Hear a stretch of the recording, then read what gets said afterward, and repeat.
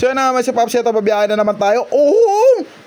Kasi naniniwala tayo sa kasabihan na bawal na tamad sa taong matakao. Siyempre, babatiin ko kayo ng good morning kahit tanghali na. So yan, sinusuotan natin yung bonnet na galing dito sa kapitbahay. Huwag nyo na lang sabihin. So kinuha na natin yung helmet, tapos ready to go na. Samahan nyo ako. So dito tayo sa Pasig, kasama natin si Commander. At ayan, siguradong full tank na naman ang gas pool.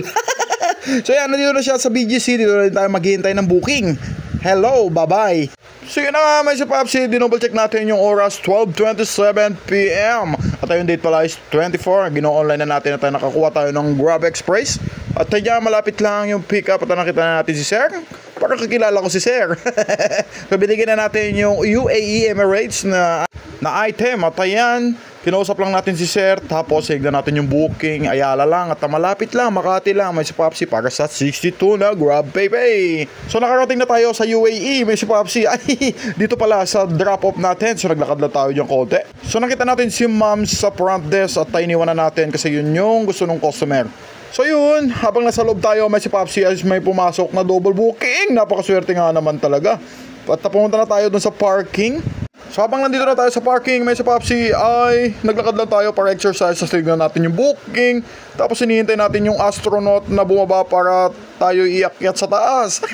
So yun, nag-sign na tayo. Tapos nakikita natin yung mga nagluluto sa loob. May si Popsi. Sabi ko doon sa merchant, may si Popsi, punta na lang muna ako doon sa isang booking dahil tapos na, tapos balik na lang ako. Ayan, naglakad tayo ulit, pabalik. So ang total pala na payment nito is 135 Grab Pay. Dalawa na sila doon. Magkalapit lang to, Makati at saka Manila. I-ready lang natin yung mga food dun sa bag natin. So nandito na tayo sa drop off natin na una. At na-English po kanina yung pagdideliveran na. Siyempre kahit Pilipino may baon, kahit English karabaw pa. Nandito na tayo sa susunod na drop off natin. So nabay dinanap natin, may booking ulit na pumasok, which is sinum natin, zoom in, zoom out.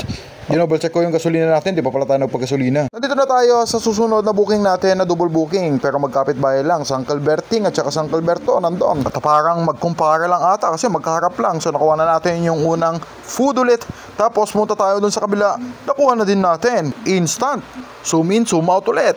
Naisip natin wala pa pala tayong gas kaya 100 na lang muna. Pwede lang sanang i-full tank yung 100, papabubul tank ko. Yung drop pala na ito, Makati at saka Mandaluyong. Tapos yung fare na ito is 128 Grab Pay. Nandito na tayo sa drop ulit natin. Binigyan na natin yung food. Tapos yung pangalawang food, namuntikan ko pang bawasan dahil ang bango-bango. Medyo mainit yung panahon kaya bumili tayo kay Aling Nenas ng mineral na Wilkins. Pakainumin natin dito habang naghihintay tayo ng King Boo. So habang iniinom natin yung water na tubig is may pumasok na booking. Tapos pinikap na natin. Tapos yung fare nito medyo malaki, 299 cash. Grab Express pala itong binato. Makati papuntang Marikina kaya medyo malayo-layo. So nakarating na tayo dito sa may tuwid na daan kung saan tayo magdi-deliver. At ayan, binigyan ni Sir yung payment. Tapos may tip tayo na piso. Sa 3 oras na biyahe natin, kumita tayo ng 621 tapos 6 na booking. So all gusto na yan, makabili tayo ng ulam at saka mga sabon. Alright.